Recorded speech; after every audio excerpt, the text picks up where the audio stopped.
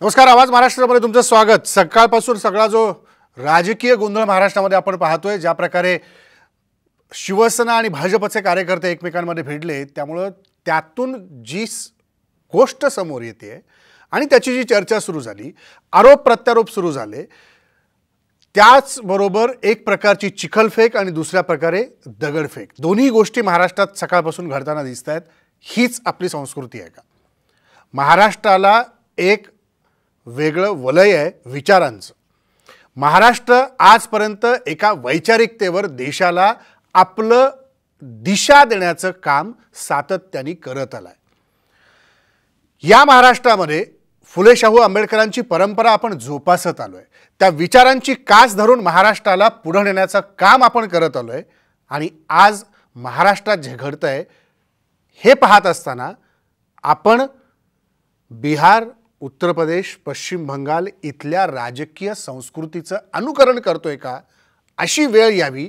आणि ती म्हणायसाठी आपल्याला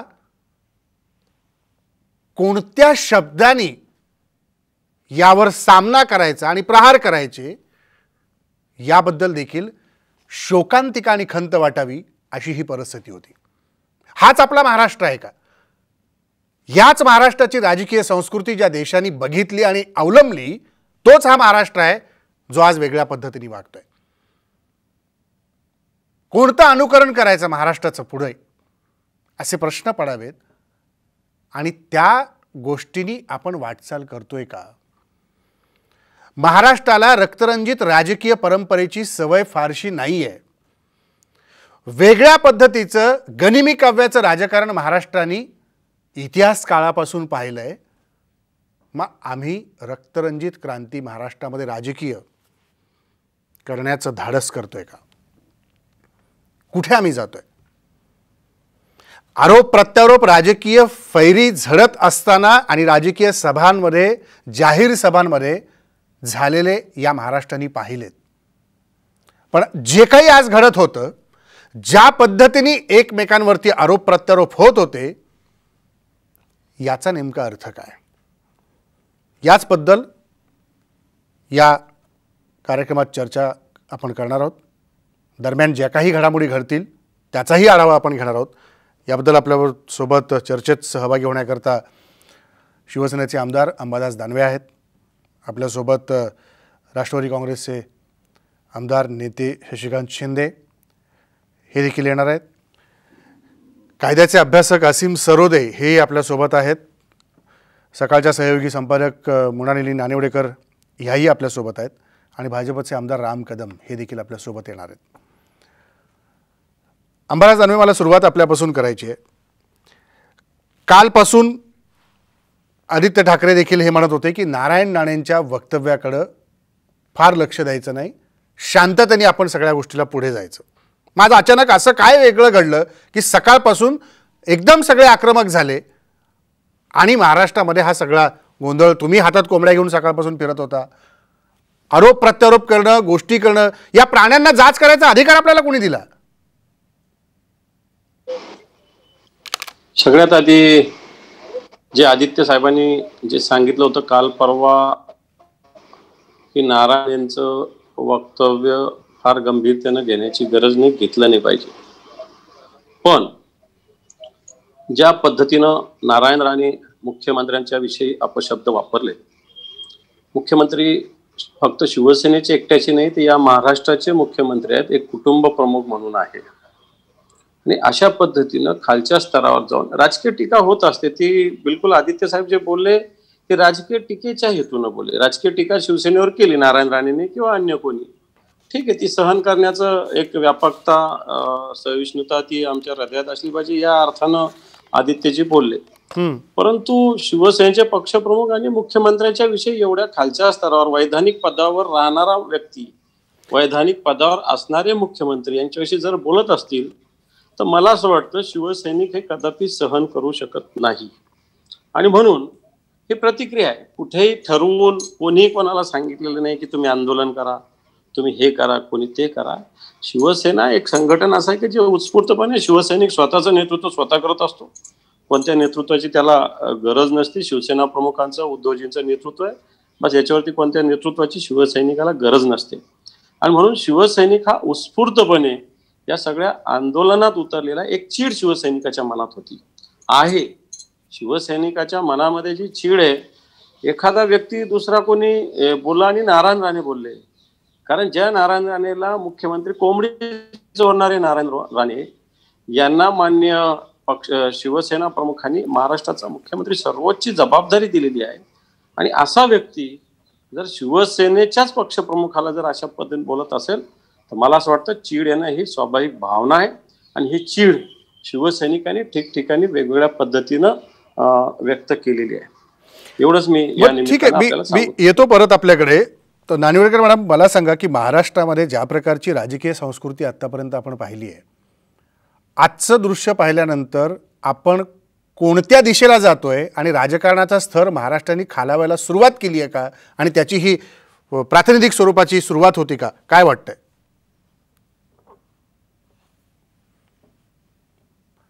तुमचा आवाज म्यूट झाला, फक्त म्यूट बटन ऑन करा. अगदी बरोबर आहे आपण म्हणता ते. खरं तर आपण कार्यक्रमाची सुरुवातच ज्या नोटवर केली ती अतिशय अतिशय महत्वाची आहे. कोंबड्या घेऊन अंबादास दानवेंसारखे कार्यकर्ते जर सकाळपासून फिरत असतील, मी दानवे साहेबांना ओळखते, त्यांच्या अभ्यासाचा मला परिचय आहे. अख्खी शिवसेना जर एखाद्या कोणत्या तरी विधानाचा अर्थ लावत कायदा हातात घेऊन वाटेल तसं वागत असेल तर मला असं वाटतं की महाराष्ट्राच्या राजकारणाची जी अधोगती सुरू झालेली आहे त्याचा हा परिचय आहे. मी पत्रकार आहे, त्यामुळे महाराष्ट्राचा बिहार झालाय असे शब्द वापरून मी बिहारच्या माझ्या मित्रांची कोणतीही टीका ओढवून घ्यायला तयार नाही. मी तो नैतिक अधिकार गमावून बसलेली आहे. संपूर्ण देशात जर आज पाहिलं तर हा जो काय महाविकास आघाडी आणि त्या आधीचा जो राडा सुरू आहे, त्यामुळे महाराष्ट्राची ब्युरोक्रेसी, महाराष्ट्राची कामाची पद्धत याबद्दल संपूर्ण देशातून टीका होते आहे, आक्षेप घेतले जात आहेत.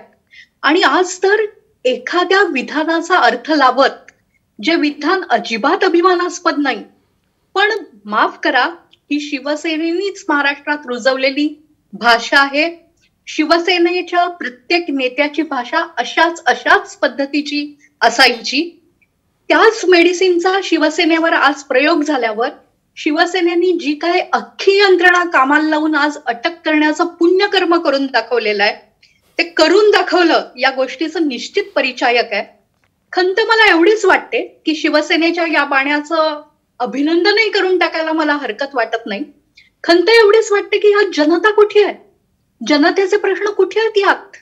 केवळ 1 वर्षापूर्वी महाराष्ट्रात सर्वाधिक कोविड मृत्यू नोंदवले. तिसरी लाट कुठे गेली या सगळ्यामध्ये? या सगळ्यात तिसरी लाट कुठे गेली, ज्याची चर्चा गेली 2 दिवस सरकार करतंय? आणि या सगळ्यात आदित्य ठाकरे जर खरोखर म्हणाले असतील की नारायण राणेंकडे लक्ष देऊ नका, तर मला या सगळ्याबद्दलच आता संशय यायला लागलेला आहे. एक कोणीतरी यांनीच कोंबडी चोर ठरवलेला नेता माननीय बाळासाहेब ठाकरेंच्या स्मारकावर जाऊन नमस्कार करून येतो, तर शुद्धीकरण करतायत. प्रबोधनकार ठाकरेंचा वारसा चालवणारी शिवसेना आहे. शिवसेनेचं काय चालू आहे आणि त्यामुळे महाराष्ट्रात काय होत आहे ते कळत नाहीये. मी फक्त लांबलेलं माझं वक्तव्य पूर्ण करण्याआधी फक्त 2 वाक्य हे करीन. याच सरकारमधल्या माजी आणि आजी मंत्र्यांवर याहून गंभीर आरोप आहेत. राणेंनी तर एक आक्षेपार्ह विधानच केलेलं आहे, सामला किंवा सकाळला कोणालाही त्यांची बाजू घ्यायची नाही. पण खंडणी घेऊन बदल्या करणाऱ्या लोकांना केंद्र सरकार फक्त भीतीचा बाबुलबुवा दाखवत सुटलाय. आणि शिवसेना मात्र पुढे जाऊन एका विधानावरून जर अटक करत असेल तर हे राजकारण कोणत्या पातळीवर गेलेलं आहे की संयत उद्धव ठाकरे कोणत्या तरी विशिष्ट दिशेनी हे राजकारण न्यू पाहतायत असे महाराष्ट्राला पडलेले प्रश्न आहेत.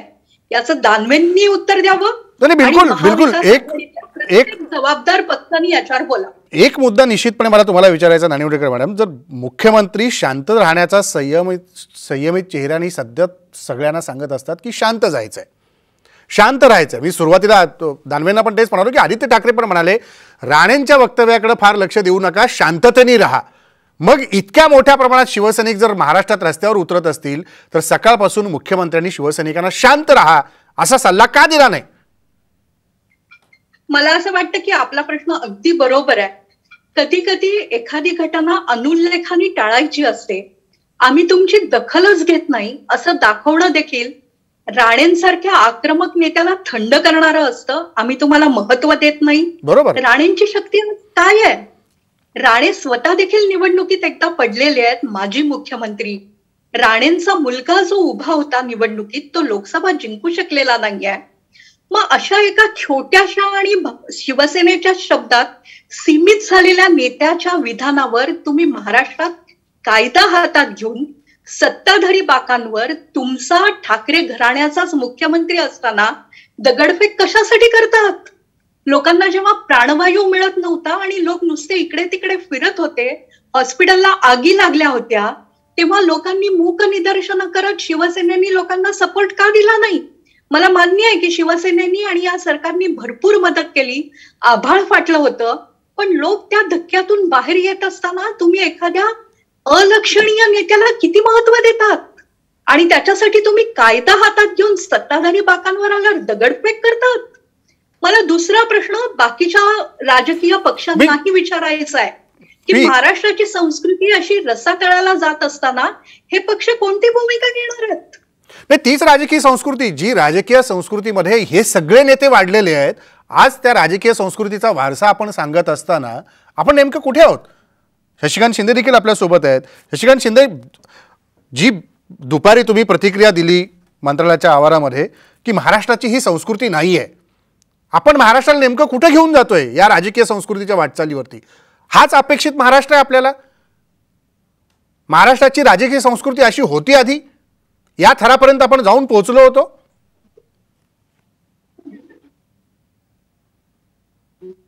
मला विचारलं? हो, आपल्याला विचारलं. नाही, मला एक तर असं सांगावंसं वाटतं की कालची आणि आजच्या घटना बघितल्यानंतर माझं स्वतःच असं मत आहे की या राज्यामध्ये अस्थिरता निर्माण करायची आणि या राज्यामधलं सरकार एनी हाव हुक अँड कुक घालवायचं, अशा प्रकारचं नियोजन दुर्दैवाने या ठिकाणी होते का याचा विचार या चर्चेमध्ये होणं फार गरजेचं आहे. काय असतं की एखाद्या चर्चेच्या माध्यमातून आपण एखाद्या विषयाच्या संदर्भामध्ये, मगाशी आता मी विश्लेषण ऐकत होतो, खरं म्हटलं तर एखाद्या केंद्रीय मंत्र्यांनी माजी मुख्यमंत्री असताना किती जबाबदारीने वक्तृत्व करावं हे भाजपच्या संस्कृतीला आता पटतं का हा एक विषय येईल. नारायण राणेंनी गेले अनेक वर्ष राजकारणामध्ये काम केलेलं आहे, माजी मुख्यमंत्री राहिलेले आहेत, केंद्रीय मंत्री होते, आज आहेत, आणि तशा पद्धतीने ते काम करत असताना त्यांनी जबाबदारीने बोलणं गरजेचं आहे. ठीक आहे, वैयक्तिक वाद असतो, वैयक्तिक एकमेकांचा द्वेष असतो, हे आपण समजू शकतो, पण हे समजत असताना जर दुर्दैवाने ते अगदी खालच्या पातळीवर नेण्याचा प्रयत्न कुठूनही होत असेल, हे महाराष्ट्राच्या संस्कृतीला शोभत नाही. मला एक इथं शंका जाणीवपूर्वक वारंवार येते की ज्यावेळेला जनधार यात्रा काढण्याच्या संदर्भातला केंद्रातून निर्णय झाला असेल, हा प्रकार आताच झाला असा नाही. मी मगाशी मुद्दाम बोललो की भाजपची संस्कृती आहे का, कारण भाजपची राम मंदिरापासून निघून आता ही संस्कृती रस्त्यावर उतरण्याची भाषा प्रत्येक वेळा होते. मग कधी नारायण राणेंच्या माध्यमातून वापर केला जातो, कधी आशिष शेलार बोलतात, कमी पडतं म्हणून काय आता चंद्रकांत पाटील बोलतात, प्रसाद लाड बोलतात. आता सेना आणि शिवसेनेचा पिंड हा संघर्षाचा, आंदोलनाचा आहे. आता तुम्ही सेना भवनापासून त्या अगदी मुख्यमंत्री, काही झालं कोणत्या पक्षाचा आहे त्याच्यापेक्षा मुख्यमंत्री या राज्याचे मुख्यमंत्री आहे, त्यांच्याबद्दल जेव्हा एखादं वक्तृत्व किंवा एखाद्या पक्षाच्या आपल्या नेत्याबद्दल अशा प्रकारचं वक्तृत्व निघालं की त्याचे पडसाद 100% उमटतील. हा प्रकार आता झालाय का? असं झालेला नाही. मागच्या 1-1.5 महिन्यापासून जाणीवपूर्वक हा प्रकार वाढतोय, अशा प्रकारचं चित्र दिसून आलेलं आहे. हे गांभीर्याने निर्णय घेणं गरजेचं आहे, विचार करणं गरजेचं आहे. चर्चा होत असतात, कोण दोषी कोण नाही दोषी, याच्यापेक्षा हा घडवण्याचा प्रयत्न जाणीवपूर्वक होतो का याचा सुद्धा कधीतरी विचार करणं गरजेचं आहे. कारण बघा, काही घटना घडली, आता पण काही मंडळी जाऊन लगेच राज्यपालाला भेटली की या ठिकाणी मग सांगते कायदा सुव्यवस्था संपलेला आहे. आता मला एकच सांगावंसं वाटतं, जे घडतंय ते चुकीचं आहे, पण नेता आणि पक्षाबद्दल एखादा अपशब्द आला तर आरेला कार्य होतो. ही महाराष्ट्राची संस्कृती नाही. प्रत्येकाने जबाबदारी वागून जबाबदारीतून तशा प्रकारचं स्टेटमेंट करणं किंवा त्यामुळे कुठेही एकमेकांच्या पद्धतीची भावना दुखवली जाणार नाही याची काळजी घेणं गरजेचं आहे. महाराष्ट्र हा विचार करणारा पुरोगामी विचाराचा महाराष्ट्र जरी असला तरी यामध्ये आजही महाराष्ट्रामधली संस्कृती आणि त्याप्रमाणे राज्य असलेल्या या राज्याचा उपमा दिली गेली जाते. परंतु त्यामध्ये आता या पद्धतीने जे गालबोट लागायला सुरुवात झालेलं आहे ते चुकीचं आहे आणि या बाबतीमध्ये सर्वांनी दुरुस्त्या केल्या पाहिजे असं माझं मत आहे. बिलकुल, अगदी अगदी खरं आहे की सर्व पक्षांनी याच्यावरती एक काहीतरी विचार करून त्याच्यात मार्ग काढण्याकरता म्हणून एकत्र आलं पाहिजे. असीम सरोदे आपल्यासोबत आहेत. असीम सरोदे, ज्या प्रकारे या कायद्याची प्रक्रिया सगळी सुरू झाली राणेंनी केलेल्या वक्तव्याबद्दल, म्हणजे संविधानिक पदावर बसलेल्या व्यक्तीवर कुणीही कधीही टीका करू नये, कसल्याही प्रकारची करू नये. मुख्यमंत्री कुठल्याही पक्षाचे असतील, मुख्यमंत्री या पदाला गरिमा आपण सांभाळली पाहिजे. राणे देखील एका संविधानिक पदावरती बसतात, केंद्रामध्ये मंत्री आहेत आणि इकडे राज्याचे मुख्यमंत्री. या पदाला आपण आदर देऊन राजकीय आरोप प्रत्यारोपाच्या गोष्टी केल्या पाहिजेत. याच्याबद्दल अनेक गोष्टी होतील, राजकीय सभांमध्ये वेगवेगळे आरोप प्रत्यारोप होतील, पण मुख्यमंत्री या पदाची गरिमा देखील प्रत्येक व्यक्तीने सांभाळली पाहिजे. पण राणेंचा आत्ता जो कायदेशीर प्रवास सुरू आहे अटक झाल्यानंतरचा, ह्याचा पुढे काय होईल?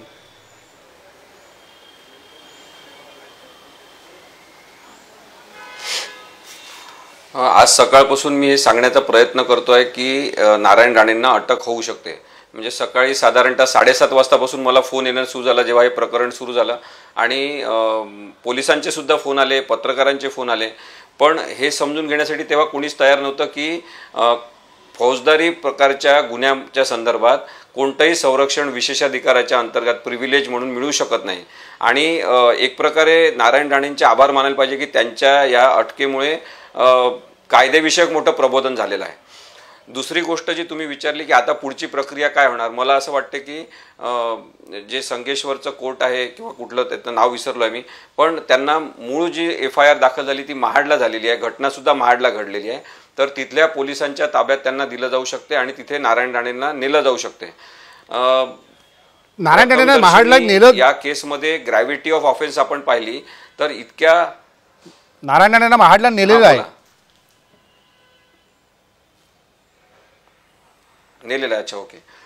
तर तिथे नेलं जाईल आणि मग तिथून पुढची प्रक्रिया सुरू होणार आहे. मी मगाशी सुद्धा फेसबुकवर लिहिलं की नारायण राणे हे एक ज्येष्ठ व्यक्ती आहेत, महाराष्ट्राचे माजी मुख्यमंत्री आहेत, केंद्रातले एक महत्त्वाचे मंत्री आहेत आणि अशा केंद्रीय मंत्र्याचा, अशा व्यक्तीचा सन्मान पूर्णपणे अटक केलेली असताना सुद्धा ठेवला पाहिजे. कोणती विशेष त्यांना वागणूक देण्याची गरज नाही, परंतु वाईट वागणूक कुणालाच मिळू नये या संदर्भात पोलिसांनी खरं तर आता डॉक्युमेंटेशन करण्याची गरज आहे, कारण हा राजकारणाचा विषय आहे. त्यामुळे पोलिसांनी अत्यंत मायन्युटली प्रत्येक गोष्टीचं डॉक्युमेंटेशन केलं पाहिजे, लेखी नोंद केली पाहिजे. त्याचप्रमाणे व्हिडिओ डॉक्युमेंटेशन सुद्धा याचं करून ठेवलं पाहिजे, कारण की याचं राजकारण होण्याची शक्यता आपल्याला नाकारता येत नाही. आता कायद्याच्या दृष्टीने आपण परत पाहिलं तर हे दिसते की जे अशा प्रकारचे अश्लाघ्य, उशृंखल, उद्धट आणि हिंसक प्रकारचे वक्तव्य करणारे नेते आहेत ते सगळ्या राजकीय पक्षामध्ये आहे. नारायण राणे आत्ता एक चेहरा असतील, परंतु प्रत्येक पक्षात असे लोक सापडतात आणि त्यांना याच्यासाठी पाळलं जाते की तुम्ही असेच वक्तव्य करायचे. म्हणजे त्यांचा सुद्धा एक TRP असतो, तो या अशा गोष्टींवर वाढवत नेतात आणि त्यांना असं सांगितलं की तुम्ही असंच बोलायचं, तुमच्याकडे ही ड्युटी दिलेली आहे. म्हणजे बास्केटबॉल खेळामध्ये जसं एकेकासाठी एक गार्ड लावला जातो की तू याला मॅन करायचं, तू त्याला मॅन करायचं, तशा पद्धतीने यांनी असं प्रक्षोभकच बोलायचं याच्यासाठी त्यांना निवडलं जाते. ते सुद्धा अत्यंत चुकीचं आहे. राजकारणाची ही जी दिशा बदलत आहे, आता नानी वडेकर मॅडम सांगत होत्या, ती अत्यंत धोकादायक आहे असं मला सांगायचं आहे. त्यामुळे या निमित्ताने सगळ्या राजकीय पक्षाच्या लोकांनी आपल्या नेत्यांनी कसं बोलायचं, भाषा संवर्धन आणि आपण वक्तव्य करण्याच्या संदर्भातलं प्रबोधन, याच्यावर ते शिबिरं त्यांनी घेतले पाहिजे असं माझं स्पष्ट मत आहे. दुसरी गोष्ट महत्त्वाची एक समजून घ्या की एका झटक्यामध्ये नारायण राणेंच्याकडे सगळा मीडियाचा फोकस वळवण्यात ते यशस्वी झालेले आहेत. शिवसेनेला कदाचित हेच पाहिजे आहे की देवेंद्र फडणवीसांचं महत्त्व कमी करण्यासाठी नारायण राणेंचं महत्त्व वाढवायचं आणि नारायण राणेंचं महत्त्व वाढल्यावर त्यांच्या ज्या प्रकारचे वक्तव्य आणि त्याचा दर्जा असतो त्याच्यामुळे भाजपबद्दल एक घृणा निर्माण होईल लोकांच्या मनामध्ये आणि त्याच्यामुळे यांना आपण मोठं करायचं हे सुद्धा राजकारण असू शकते, आपण समजून घेतलं पाहिजे. कारण की नारायण राणेंना मोठं करण्यामध्ये परत जे ओरिजिनल भाजपमधले आहेत, अनेक वर्ष भाजपमध्ये काम करतात, ते सुद्धा लोक दुखावले जाऊ शकतात की काल परवा अनेक पक्षातून आलेल्या माणसाला एवढं मोठं एकटं केलेलं आहे आणि ते कसेही वक्तव्य करतात तरी त्यांना महत्त्व देण्यात येते आणि भाजप त्यांच्या पाठीशी असं सांगण्यात येते. हे सुद्धा राजकारण मला वाटते की सामान्य नागरिकांनी समजून घेतलं पाहिजे. या गोष्टी सामान्य नागरिकांना असीम या गोष्टी आता पुढे काय काय आहेत अंतर्गत राजकारणातल्या असतील त्या स्पष्ट होतील. पण महाराष्ट्रातली ही राजकीय संस्कृती अशा पद्धतीची अजिबात नव्हती. अंबादास दानवे, असे अनेक प्रकार औरंगाबादमध्ये देखील राजकीय पटलावरती होताना तुम्ही पाहिलेले आहेत. संघर्ष टोकाला गेलेला आहे. पण ती संस्कृती औरंगाबादमधली राजकीय एकोप्याची ही कायम राहिली होती. अंबादास दानवे आपल्या सोबत असतील. हो आहे ना. हा, तर ती संस्कृती कायम राहिली होती, तर महाराष्ट्रामध्ये ती संस्कृती टिकली पाहिजे. हो, म्हणजे एकीकडे आपण राज्यामध्ये, मला हा प्रश्न तुम्हालाही विचारायचा आहे आणि शशिकांत शिंदेना पण विचारायचा आहे की राज्यात एकीकडे आपण कोरोनाची तिसरी लाट याची चर्चा करतोय, काळजी घ्या असं म्हणतोय. दुसऱ्या बाजूला जालना आणि बीडमधल्या सभेमध्ये तुम्ही म्हटलं की आम्ही कोणाला निमंत्रित केलं नव्हतं, हजारो लोक आपोआप आली. ह्याची जबाबदारी कुठतरी आपण लोकप्रतिनिधी म्हणून काम करत असताना, सत्ताधारी पक्षाचे लोकप्रतिनिधी म्हणून काम करत असताना ही घेतली पाहिजे. आज ही जी गर्दी झाली ह्याच्यातनं कोरोनाची तिसरी लाट येणार नाही का? याच्यातून पुढचे परिणाम आपल्याला सोसावे लागणार नाही आहेत का? की आपण सगळं खापर सर्वसामान्यांवरती फोडत राहणार आणि राजकीय नेते मात्र फक्त लांब राहणार आणि ह्या सगळ्या गोष्टी करायला आपण परवानगी देणार का? नाही, मला असं वाटतं की हा प्रश्न आपण जी जन आशीर्वाद यात्रा चालू आहे, दोघांनाही, माझा मी फक्त शिवसेनेला म्हणत नाही, हे दोघांनाही प्रश्न आहे. मला बोलू द्या आता. बोला ना. जन आशीर्वाद यात्रा जी 4-5 दिवसांनी चालू आहे याच्यामध्ये हजारो लोक सहभागी होत आहेत.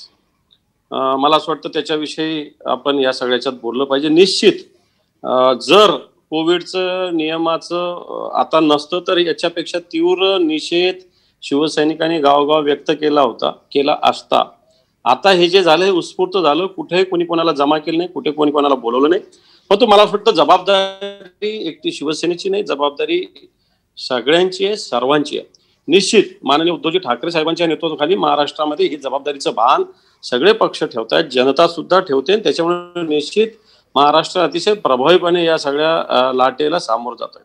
पण हे होत असताना केंद्रातले मंत्री नरेंद्रजी मोदी सुद्धा हेच सांगतायत ना, कोरोना थांबला पाहिजे, कोविड थांबला पाहिजे, त्यासाठी बंधन पाळलं पाहिजे. टीव्हीवर ऍडव्हर्टाईज चालू आहे, टेलिफोनवर चालू आहे, सगळीकडे चालू आहे. मग त्यांचेच मंत्री अशा पद्धतीनं गावोगाव यात्रा काढतात, हजारो लोक जमा करतात. मला असं वाटतं एकटा महाराष्ट्र याला जबाबदार नाही, देश सुद्धा याला जबाबदार असतो.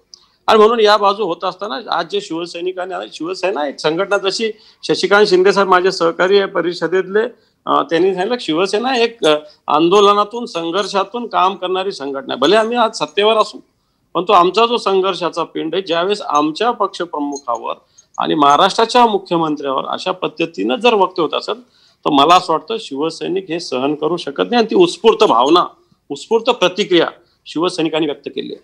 दुसरीकडे तुम्ही हा मुद्दे मांडत असता, नानिवडेकर ताई पण बोलल्या, मी त्यांचा आदर करतो, अतिशय मार्गदर्शन सातत्यानं आम्हालाही करत असतात. परंतु महिनाभरापूर्वी शिवसेना भवन फोडू आम्ही अशा पद्धतीनं प्रसाद लाड वक्तव्य करतात. शिवसेना भवनासारख्या पवित्र वास्तूवर चालून येण्याची काही जण प्रयत्न करतात. मग अशा वेळेस शिवसेनेकडून काय अपेक्षा करणार? शिवसेनेनी हात मागे थांबून या आमच्या शिवसेना भवनवर हल्ला करा, या आमच्या नेत्यावर टीका करा, अशा प्रकारचं काम आम्ही शिवसैनिकांनी करावं का? अशा प्रकारे आम्ही सहन करावं का? हा सुद्धा मला असं वाटतं आपल्या समोर माझा प्रश्न राहील. आणि मग निश्चित शिवसैनिकाची ही प्रतिक्रिया, ही उत्स्फूर्त प्रतिक्रिया आहे. निश्चित याचं ठीक आहे, कोविडच्या नियमाचं उल्लंघन झालं असेल, ते होऊ नये हा निश्चित आम्ही प्रयत्न करतोय. परंतु मला असं वाटतं पक्षप्रेम, शिवसेना प्रमुखाचा विचार आणि शिवसेनेच्या संघटनात्मक ज्या पद्धतीनं शिवसैनिक त्वेषानं लढतो त्या पद्धतीनं या लढाईला शिवसैनिक रस्त्यावर उतरलेला आहे. पण शशिकांत शिंदे, एक मुद्दा इथे निश्चितपणे चर्चेला गेला पाहिजे. महाराष्ट्राने असं कधी सूडबुद्धीचं राजकारण पाहिलं होतं का आणि केलं होतं का? हा प्रश्न सर्व पक्षीयांसाठी निगडीत आहे. हा एका पक्षाला म्हणून मी विचारत नाहीये. हे सूडबुद्धीचं राजकारण महाराष्ट्राने कधी पाहिलंय का? सभागृहामध्ये देखील तुम्ही सगळेजण काम करत असताना सत्ता आली काय गेली काय, पण तिथे प्रश्न जनतेचे मांडले गेले आणि तितकेच पोटतिडकीने सगळ्यांनी मांडले. पण अशी ही संस्कृती महाराष्ट्रात रुजणं हे महाराष्ट्रासाठी हितावह आहे का? ज्याच्या निवडणुका पुढच्या वर्षी येत आहेत त्याच्या पुढे हे असलं राजकारण सुरू राहणं हे महाराष्ट्रासाठी किती चांगलं आहे?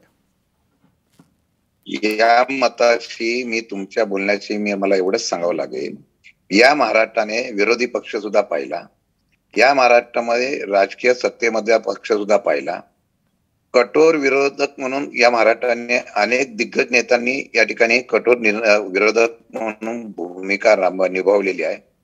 परंतु ती भूमिका विरोधक आणि सत्तारूढ ही फक्त तेवढ्या पुरतीच मर्यादित असायची. त्याच्यानंतर बाकी वैयक्तिक अशा प्रकारचा कुठल्याही प्रकारचं राजकारण या महाराष्ट्रामध्ये कधी पाहायला मिळालं नाही. मी अनेक नावं घेऊ शकतो की सत्तेमध्ये प्रचंड प्रमाणामध्ये सत्तारूढ असलेल्या पक्षावर किंवा सरकारवर मोठ्या प्रमाणात आरोप प्रत्यारोप केले जायचे. आज मला एक पाहायला मिळतं. हा बदल काय? मला एक साधं थोडंसं उदाहरण सांगावं लागतं. सॉरी, त्याच्यामध्ये मला एक तुम्ही उदाहरण सांगा. देवेंद्र फडणवीसांनी आज एक मुद्दा दिला की मी नारायण राणेंच्या असलेल्या विषयावर मी समर्थन करत नाही, पण नारायण राणेंच्या पाठीमागे मी ठाम उभा. मला त्याचं उत्तर आजही कळलं नाही की तुम्ही एका बाजूला त्यांच्या केलेल्या वक्तृत्वाला नकार देता आणि एका बाजूला त्याचं समर्थन करता. दुसरी गोष्ट, नारायण राणेंचा चेहरा आक्रमक आहे. त्यांचा पिंड हा शिवसेनेतून तयार झालेला आहे आणि ते आक्रमक आहे. आज त्यांना केंद्रीय मंत्र्यांची संधी मिळाल्यानंतर फार मोठं त्यांना आपलं पोटेन्शियल दाखवणे, आणि ते विरोधी पक्ष म्हणून आम्ही त्यांना पाहिलेलं आहे, त्यांच्यामध्ये मुख्यमंत्री म्हणून निर्णय घेण्याचं आम्ही पाहिलेलं आहे. पण त्यांना एक फार मोठं परत एकदा ग्रीप व्यासपीठ या राजकारणातून आणि संधी मिळाली होती. आता ती दुर्दैवाने ती संधी मिळत असताना त्यांचा ज्या पद्धतीने भाजप वापर करतोय ते त्यांच्यासारख्या दिग्गज असलेल्या अनुभवी नेत्याला समजलं नसेल असं मला वाटत नाही. आणि म्हणून या संदर्भामध्ये माझा आरोप थेट भाजपवर आहे. हे राजकारण तुम्ही महाराष्ट्रामध्ये पाहता असं तुम्ही म्हणता. आज देशामध्ये काय चाललेलं आहे? देशामध्ये आणि राज्यामध्ये तशाच पद्धतीची परिस्थिती निर्माण करण्याला जबाबदार कोण? राजकारण हे सूडबुद्धीचं कसं होतंय? ह्या देशामधला विरोधी पक्ष नेता कसा तुंगात टाकल्यापासून कशा कशा पद्धतीचं राजकारण आपण बघितलेलं आहे. ही परिस्थिती महाराष्ट्रात का निर्माण झाली? ही देशातच पेरली गेली आणि ती असलेली विचारसरणी सत्ता मिळवण्याच्या संदर्भातून वापरण्यात आणायची आणि सुडाचं राजकारण करायचं, ही भूमिका आपण अनेक ठिकाणी पाहिलेली आहे. आणि म्हणून या परिस्थितीला जबाबदार कोण याचा विचार जर केला तर माझं मत स्पष्ट शब्दात आहे. गेल्या काही महिन्यापासून ज्या पद्धतीने ह्या सरकारला अस्थिर करण्याचा प्रयत्न केला जातो, वेगवेगळ्या प्रकारचे आरोप प्रत्यारोप केले जातात, किंबहुना भाजपच्या सारख्या ते म्हणतात असं सुसंस्कृतिक पक्षामध्ये ज्यावेळेला रस्त्यावर उतरण्याची भाषा करून अस्थिर करण्याचा प्रयत्न होतो, याचा अर्थ हे प्री प्लॅनिंग केलेलं सर्व नियोजन आहे. आणि तशा पद्धतीने या राज्यामध्ये कायदा सुव्यवस्था बिघडली गेली अशा अनेक उदाहरणं मी देईल की तशा पद्धतीचा प्रयत्न झालेला आहे. मग कायदा सुव्यवस्था बिघडली गेलेली असल्यामुळे राज्यपाल शासन लागू करावं, राष्ट्रपती शासन लागू करावं अशा प्रकारची शिफारस करण्याचा प्रयत्न करण्यात, कारण आता बाकीचे सगळे मार्ग खुंटले गेलेले आहे. आघाडीचं सरकार मजबूत झाल्यामुळे मग कोणता तरी प्रयत्न करायचा, अशा प्रकारचा हा प्रयत्न होऊ शकतो अशी माझी शंका आहे. माझी चुकीची पण असेल, पण ही शंका आहे ही महाराष्ट्राला शोभणारी नाही. पण माझं एक मत आहे की सगळ्याच राजकीय पक्षांनी महाराष्ट्रामध्ये अशा पद्धतीने वातावरण गढूळ होऊ नये म्हणून काळजी घेण्याची गरज आहे. महाराष्ट्राला एक अभिप्रेत राजकारणाची सुसंस्कृत परंपरा आहे. महाराष्ट्राला पुरोगामी विचारांची परंपरा आहे. महाराष्ट्राला शाहू फुले आंबेडकरांची परंपरा आहे आणि याचे विचार घेऊन देशाने आपली वाटचाल केली आहे. मग महाराष्ट्राने उलट्या दिशेने जायचं का ह्याचा विचार सर्वपक्षीय राजकारण्यांनी करण्याची गरज आहे. पुढच्या राजकारणाच्या दिशेमध्ये, पुढच्या निवडणुकांमध्ये अशा पद्धतीने आपण राजकारण करत राहिलो, आज जे सकाळी महाराष्ट्राने सगळं बघितलं हे अजिबात अभिप्रेत नव्हतं. आपण निदर्शनं जरूर करावी, जे आवडलं नाही त्याच्याबद्दल जरूर बोलावं, टीका टिप्पणी जरूर करावी, आरोप प्रत्यारोप महाराष्ट्राने जरूर पाहिलेले आहेत, पण अशा प्रकारची संस्कृती आपण रुजवायची का याचा विचार सर्व पक्षातल्या नेत्यांनी एकत्रित बसून करण्याची ही गरज आहे. महाराष्ट्र उमदा आहे, तो तितक्याच तडफेने देशाला एक वेगळ्या प्रकारची दिशा दाखवत राहतो. ती दिशा बिघडू नये म्हणून आपण सगळ्यांनी काळजी घेण्याची गरज आहे. राम कदम शेवटी आत्ता जॉईन झालेले आहेत. राम कदम, महाराष्ट्रातली ही संस्कृती आपण कशी टिकवायची? विषय आपण ज्या विधानाने आरंभ केला, महत्वाचा विषय असा आहे की ही संस्कृती बिघडवतोय कोण. आपण जर आज पाहिलं तर आदरणीय परमपूज्य डॉक्टर बाबासाहेब आंबेडकरांनी जे संविधान दिले, जे नियम दिलेत, त्या सगळ्या नियमांचा भंग करत आज महाराष्ट्र सरकारनं केंद्रीय मंत्री सन्माननीय नारायण राणे साहेब यांना अटक केली. ज्या विधानाच्या संदर्भामध्ये कायद्यामध्ये तरतूद आहे की त्याला एनसी आपण म्हणतो, नॉन कॉग्निजेबल म्हणतो, अशा प्रकारच्या एनसीच्या गुन्ह्याला तुम्ही कॉग्निजेबल करता? कुणी दिले अधिकार? कायद्याच्या वर आपण गेलात. मुळामध्ये नारायण राणे साहेबांचं वक्तव्य त्यावर चर्चा होऊ शकते. काही लोकांची मतं असू शकतील की योग्य आहे अयोग्य आहे, यावर चर्चा होईल. पण तुम्ही समर्थन करता, राम कदम समर्थन करता त्या वक्तव्याचं? तुम्ही मला पूर्ण करू द्या. त्या विधानावर चर्चा होऊ शकते, योग्य आहे अयोग्य आहे. मात्र मला आपण सांगा की राज्याचे प्रमुख, देशाचा स्वातंत्र्याचा कितवं वर्ष आहे हे विसरतात. सर्वसामान्य कोणी विसरलं असतं तर आपण समजू शकलो असतो, पण माननीय मुख्यमंत्री विसरतात. तर हा त्या शहीदांचा अपमान नाहीये? ज्यांनी स्वतःचं हुतात्म्य दिलं, बलिदान दिलं, त्या शहीदांच्या बाबतीमध्ये साधं राज्याच्या प्रमुखाला हे लक्षात नाही की कितवा स्वातंत्र्य दिवस आहे. हा पहिला मुद्दा. दुसरा मुद्दा, स्वतः आपण माननीय उद्धवजींची भाषणं काढून पहा. याच्याही पेक्षा खालच्या पातळीवर जाऊन अनेक भाषणांमध्ये त्यांनी पंतप्रधानांना चोर म्हटलं चालतं, त्यांनी लातानी बडवा म्हटलं चालतं, पण दुसऱ्याने बोललेलं चालत नाही. हा दुटप्पी न्याय कसा? कोण महाराष्ट्राची संस्कृती बिघडवत आहे? जनादेश यात्रेला प्रचंड प्रतिसाद मिळतोय. कोकणातली लोक प्रचंड शिवसेनेवर चिडलेली आहेत. 3दा संकट येऊन सुद्धा शिवसेनेनं कोकणाला दमडी दिली नाही. मुख्यमंत्री फक्त शिवाशिवीचा खेळ करायला कोकणात आले. अशा प्रकारची कोकणवासियांची भावना आणि नारायण राणे साहेबांच्या जन आशीर्वाद यात्रेला मिळालेला प्रतिसाद, याला घाबरून शिवसेनेनं हे उचललेलं पाऊल आहे. शिवसेनेचे कार्यकर्ते काल रात्रीपासून नेत्यांचे आदेश जातात, नारायण राणेच्या बंगल्याच्या बाहेर थांबा म्हणून. काय करत होते शिवसेनेचे नेते? काय करत होते शिवसेनेचे जे प्रमुख आहेत, ते राज्याचे मुख्यमंत्री आहेत, ते काय करत होते? म्हणजे अशा पद्धतीने पोलीस बळाचा तुम्ही गैरवापर करता. म्हणजे ज्यांनी कायदा सुव्यवस्था राखली पाहिजे ते स्वतःच्या कार्यकर्त्यांना तिथे येऊन हुल्लडबाजी करायला लावतात, कायदा हातात घ्यायला लावतात, पोलिसांना बघ्याची भूमिका घ्यायला लावतात. 2 दिवसापूर्वी किरीट सोमय्यांवर हल्ला झाला. पोलीस काय करत होते आपण पाहिलं. पोलिसांविषयी आम्हाला नितांत आदर आहे, पण ज्या पद्धतीनं पोलिसांचा उपयोग स्वतःच्या राम कदम तुम्ही सुरुवातीला म्हणालात की नॉन कॉग्निजेबल गुन्हे होते. असीम सरोदे आपल्या सोबत आहेत. असीम सरोदे, जे गुन्हे नारायण राणेंना अटक करताना जी FIR केली गेलेली आहे, ह्याच्यातले कलमं पाहता ती कॉग्निजेबल आहेत की नॉन कॉग्निजेबल आहेत?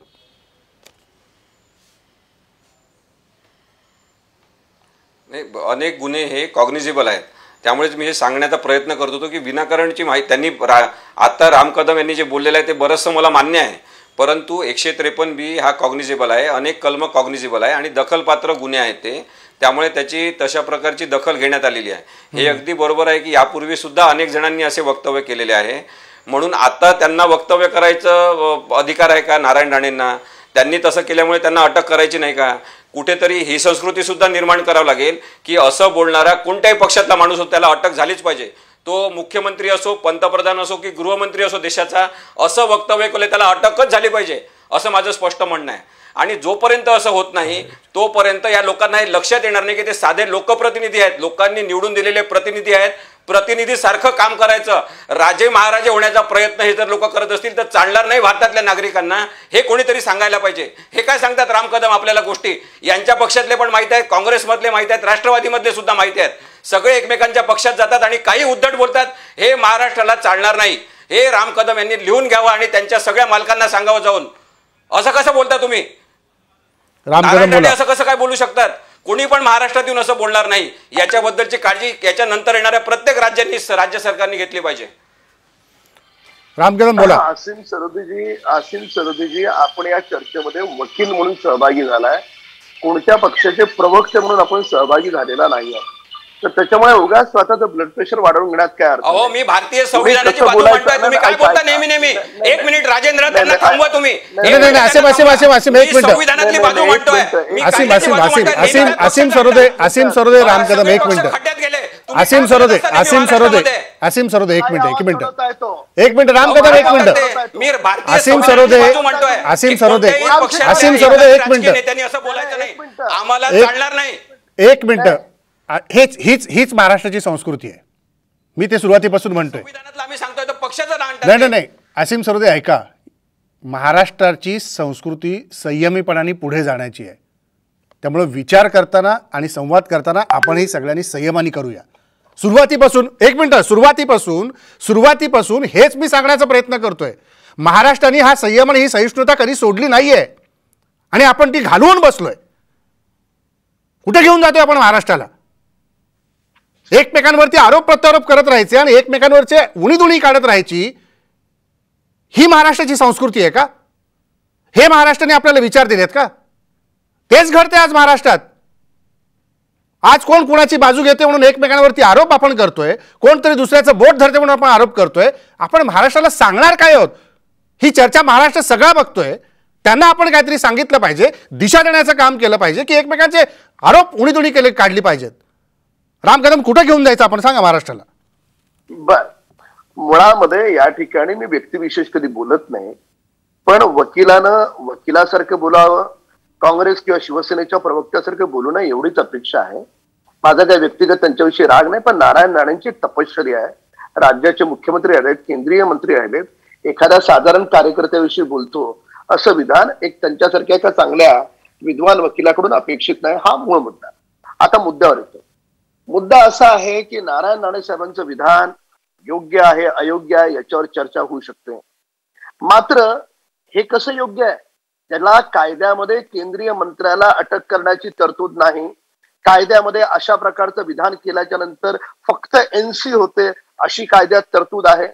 केवळ आणि केवळ शिवसेना सत्तेत आहे, शिवसेनेला त्यांचा राजकीय हिशोब चुकता करायचा आहे म्हणून एकाच गुन्ह्यासाठी पूर्ण राज्यभर सगळे कसे काय एफआयआर होऊ शकतात? जो एफआयआर होताना एनसी होतो त्या एनसीच्या ऐवजी कॉग्निजेबल कसा काय होऊ शकतो? असे अनेक टेक्निकल मुद्दे आहेत. आणि या महाराष्ट्राच्या सरकारला हायकोर्टानं, सुप्रीम कोर्टानं एकदा नाही, ज्या दिवसापासून हे फुटक्या पायाचं सरकार आलंय त्या दिवसापासून कोर्टाने याला चपराक लावली. हे आपल्यालाही माहिती आहे. आता याही केसमध्ये महाराष्ट्र सरकारला चपराक मिळणार आहे. शिवसेनेचे कार्यकर्ते रोडवर हायदोस घालतात आणि सांगतात आम्हाला उद्धवजींनी सांगितलंय. म्हणजे राज्याचे मुख्यमंत्री सांगतात जाऊन कायदा हातात घ्या. याच्यावर आपण काही बोलणार नाही आहोत, याच्यावर आपण म्हणणार नाही आहोत की असं कसं विधान येतं शिवसेनेच्या कार्यकर्त्यांकडून. म्हणून मूळ मुद्दा असा आहे की जन आशीर्वाद यात्रेला मिळालेला रिस्पॉन्स, कोकणातल्या जनतेचा शिवसेनेवरचा राग, संकट येऊन सुद्धा कोकणातल्या जनतेला न मिळालेली दमडी, आणि आता इथून पुढे नारायण राणे कोकणात शिरलेत, आपल्याला यांना कसंही करून रोखलं पाहिजे. याच्यासाठी शिवसेनेनं